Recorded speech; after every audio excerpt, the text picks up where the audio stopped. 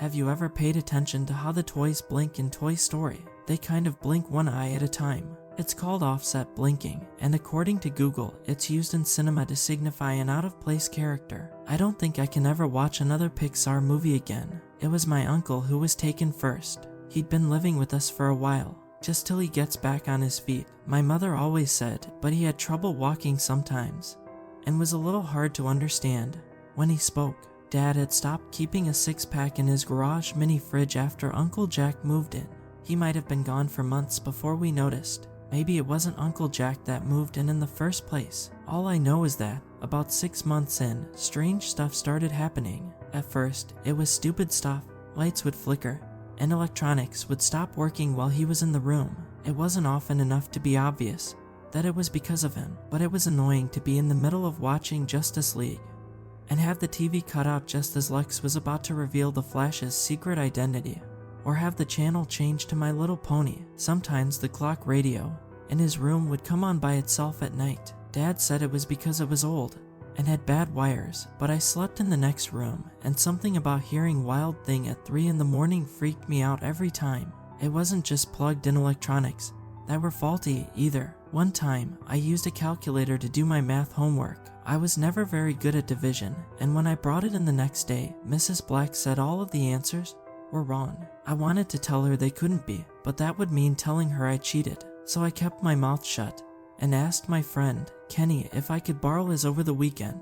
I had to trade him my Blastoise card for the weekend, so he knew I'd give it back, but I decided I'd rather risk that than bringing back another bad math grade on my report card. It was my mom that started having trouble sleeping first. She always said she had insomnia as a kid, so she wasn't too worried at first, but I could tell she was exhausted. There were bags under her eyes, and it took longer for her to do chores than it used to. I heard her and my dad talking about it when they thought I was busy watching TV, but even though I had Teen Titans on, the sound was from the Fairly Odd Parents, and Uncle Jack was snoring in the recliner, which was making it hard to focus on either story. Abby, come on, it's been days. Have you noticed the birds have stopped singing? What? You're not making any sense. I've been up with the sunrise every day for a week. Mark, the birds don't sing anymore. Not here. I didn't even notice until I went for a walk yesterday. It was almost deafening a block away after not hearing it for so long. What's wrong with the birds? You're hysteric, Abs. You need to sleep. Please, take melatonin or Benadryl or something tonight. Your body is wearing out. I'm not hysteric, Mark. I'm clearer than ever. If I sleep, I'll be next. Next for what? Look at that squirrel. Did you see it blink? Abigail, you know they're probably getting a divorce, right? I hadn't even noticed my sister sit down next to me. Her fingers scratched at where her eyebrow should have been, vainly looking for purchase in the form of any hair she may have missed during her own insomnia-fueled pulling session. What? Mom and Dad. Dad's mad that Uncle Jack is here. They've been fighting a lot. Is that why you've been pulling again? Her hand quickly covered her missing eyebrows. Is it obvious? You might want to look in the mirror. Cover it up before Dad sees you. Damn. She moved toward the bathroom, quietly as possible, probably glad that our parents were too focused on their own problems to notice her yet.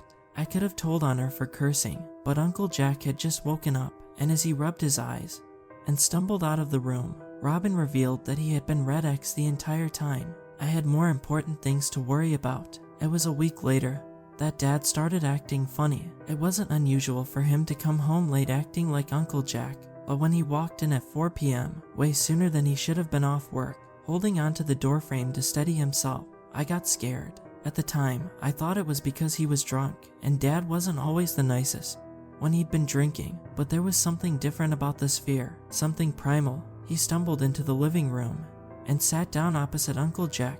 The TV was playing pure static, but they both seemed completely enthralled. I was more confused. Dad and Uncle Jack were never in the same room together. Dad couldn't stand him. What had changed? I was about to go in to change the channel when I was pulled backwards so quickly that I would have fallen on my ass if my mom hadn't pulled me against her.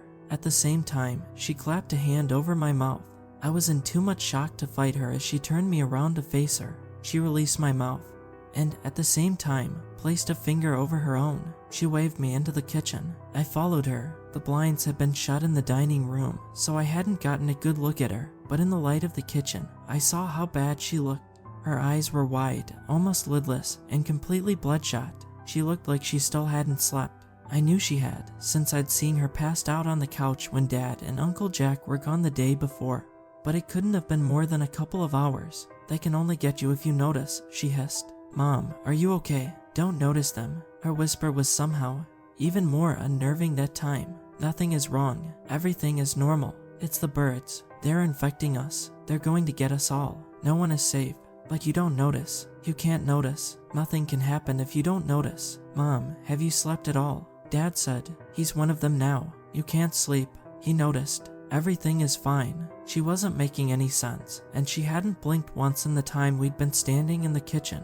I was more worried about her than I was about the odd behavior of my dad and Uncle Jack, who were still. I couldn't hear the TV anymore. What you doing there, Mikey? I whirled around. My dad and Uncle Jack were standing behind me. They blinked in unison, but something was wrong. I couldn't quite place it. They were both standing straight now. They didn't seem drunk anymore. They seemed different. The fear rose in me again, but Mom said nothing. Mom's acting weird, I said, talking without thinking. I don't think she slept. I was trying to. Yes, Abigail, you should sleep. I'm okay, Mark.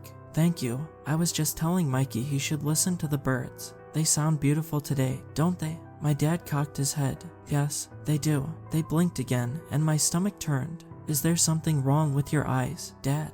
No, Mikey, it's just an eyelash. I'm fine. There was a whisper from Uncle Jack, still standing behind him. I barely caught it. They'll all be fine soon.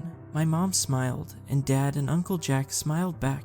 They turned, still in unison, and walked back to the living room. Everything is normal, my mom whispered in my ear. After that, I started noticing things. There wasn't a gradual shift. I had trouble sleeping that night, and the dreams I had were all about people who weren't themselves. They'd blink like the toys in Toy Story, and as they did, flakes would fall off to reveal a bird monster underneath. I went to school groggy, and in an overall bad mood the next day, but despite how tired I felt, my eyes were wide open for the first time. There were no birds, not just no birds singing, but the hawk I saw overhead didn't cry, and the crows on the side of the road didn't caw. I turned to my friend. Bobby, what's up with the birds today, man? He paused as if to listen. They do sound cool, huh? I was about to tell him that he was nuts because the birds hadn't made a sound when he blinked. I caught it this time. My dreams had shown me what I was missing. His right eye was just a little behind his left in the motion. I swallowed the bile rising in my throat and nodded. Yeah, man, way cooler than normal. We rode the rest of the way in silence, but at every stop, I watched the other kids getting on the bus. They didn't always blink before they walked past me, but some did. About half of them were wrong. School was the same. Everyone acted normal. There was no obvious sign that half of my classmates had been taken over by whatever was happening. They talked and laughed like they always did, although I did notice, throughout the day, a few people stumbling on their way to class. By the time we'd have another period together, though, they'd be back to themselves. Except they all blinked wrong. At lunch, I heard Susie mention it to Tanya. I don't know what's wrong with Jen, she said. She's been saying she has an eyelash in her eye all day. I told her to go see the nurse. Like, after 3 classes, it can't just be an eyelash. She probably has like, a sty or something. But she just kept saying everything is fine. She's getting on my nerves. I remembered what my mom had said. Nothing can happen if you don't notice. I thought about saying something to Susie, but for all I knew, my mom had just been rambling. She hadn't slept properly in weeks, and I'd had a crush on Susie for 3 years. I didn't want to embarrass myself. By the end of the next class, I'd wished I had. Susie stumbled into me. They both fell to the floor, much to the amusement of our peers. I'd probably be worried about the Mikey and Susie sitting in a tree jeers that would follow us for the rest of the year if I wasn't so focused on her eyes. She blinked, and I can't quite explain how, but I knew it wasn't the same blink that the others were doing. This time, as her left and then right eye closed and reopened, it was directed at me. They knew I knew. Sorry, Mikey. No problem, Susie. Happens all the time. I helped her gather her things, trying to pretend I hadn't noticed. Gotta be careful of that loose tile coming out of Mr. Self's room. Her laugh gave me chills. It was too genuine. Thanks for your help. See you later. Left eye, right eye. Sure. I watched her leave, and then I booked it. I didn't care that the day was only half over. I didn't care that deviating from the schedule would give me away. As I ran, the lights in the building flickered behind me, and I could have sworn that everyone stopped to stare. I needed to leave. I needed to get home. I slammed the door behind me so hard that it made the lights flash, not thinking about who might be home, but making sure to lock it behind me. I knew my sister had stayed home sick with Mom today, but if they needed to keep their cover, Dad and Uncle Jack should still be out for a few more hours. It should be pretty safe. I started for the stairs, figuring I should pack a go bag, when I saw my sister standing at the top. "You're home early," she said, rubbing her eye. She must have just gotten up. "Yeah, I must have caught whatever bug you have. Wasn't feeling great. Are you doing any better?" Oh, yeah, I'm okay. I was mostly just dizzy earlier. I'm better now. Just need to get this stupid eyelash out of my eye." I froze. 2 stairs from the bottom. My sister had trichotillomania. It's a hair-pulling disorder, and for her, stress and insomnia make it worse. It's been a big deal for years, and it's one of the main reasons she and my dad fight. That's why she never has any eyebrows. It's also why she hasn't had eyelashes since she was 9. I just remembered I left my backpack in the kitchen. I need to grab that. She cocked her head at me. She stopped rubbing her eye. Wild things started playing on every radio in the house. "What's wrong, Mikey?" She blinked. "Left eye, right eye. Nothing. I'm just not feeling good. That's all." She took a step toward me. "Do you want to hear the birds again, Mikey?" "What? Do you want to hear the birds again?" I was still searching for an answer when my mother appeared behind Liz with a knife. She plunged it into my sister's back before I had time to process what was going on. My sister turned to face her attacker and was met with a firm shove that sent her tumbling down the stairs. I let out a sob as I watched her fall, even though I knew, whatever that thing was, it wasn't my sister. As the light left her eyes, the music faded out. The blood pooling at the base of the stairs was thicker, darker than any blood should be. It smelled sweet, and it made me want to throw up. Whatever had taken over my sister had died facing me, left eye half closed and mouth wide open. I couldn't scream as I watched my mother kill what used to be my sister, but when I looked at my mother again, I did. She looked even worse than she had when I left, but it wasn't the bags under her eyes or pale skin that got to me. As I followed the trail of blood up her face, I could see that my mother no longer had any eyelids. She seemed even more inhuman than whatever had taken my sister as she stared at me, chest heaving, far too gone to fully process that she had just murdered what used to be her only daughter. She approached me, and I stepped backwards, slipping slightly in the too dark blood still coming from the body of what used to be my sister. "Don't run, Mikey," my mother said. "I figured it out. They can't get you if you don't close your eyes. We'll be safe, you and me." She pulled a switchblade from her pocket and flipped it open. I was too late for Liz, but there's still time for you. We can stay safe together. I tried to run, but I tripped over my sister's body. My mother was on top of me before I knew what was happening. "It's gonna be okay, baby. I've got you." She held my eye closed with one hand as I felt the knife press into the lid. "I've got you." The pain was like nothing I'd ever felt before. I'd never known what truly excruciating pain was like before that moment. I could feel everything, and it was so close to my brain that I could hear my skin being removed from my body. That sound will never leave me. I tried to fight her off, but my vision was blurred by the blood pooling into my eye, and I was in shock. As she started on my left eye, I could feel myself passing out. The last thing I heard was the door bursting open before everything went black. I woke up in a hospital room. They told me my mom had had a psychotic break, killed my sister, my dad, and Uncle Jack. She'd seen the Alfred Hitchcock movie, The Birds, as a kid, and it had really messed her up.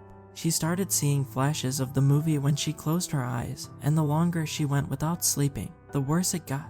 Eventually, she decided that the only way to keep herself safe was to make sure she never slept again. She thought she could save me by doing the same to me. When the police tried to take her into custody, she said she'd die before she became one of them. She stabbed herself in the throat with the same knife she'd been using to remove my eyelids. Apparently, they got to me fast enough to save my eyelids. I don't know much about how the medical stuff works, but when I woke up, I had bandages on my face, and they told me it would hurt for a while, but I should regain almost normal blinking function. My right eye, though, given the fact that that eyelid had been completely removed, would probably always be a little behind my left, though. I smiled grimly. At least I had an excuse to give if anyone noticed. Not like those other fools. Eyelashes.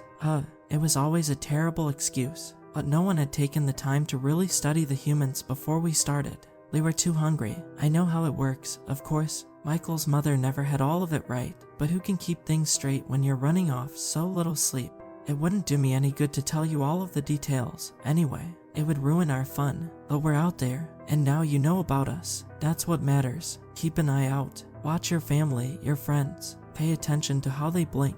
It's a subtle difference, but who knows? Maybe you'll get a head start. But we'll get you all, eventually. You'll know we're there when the birds stop singing.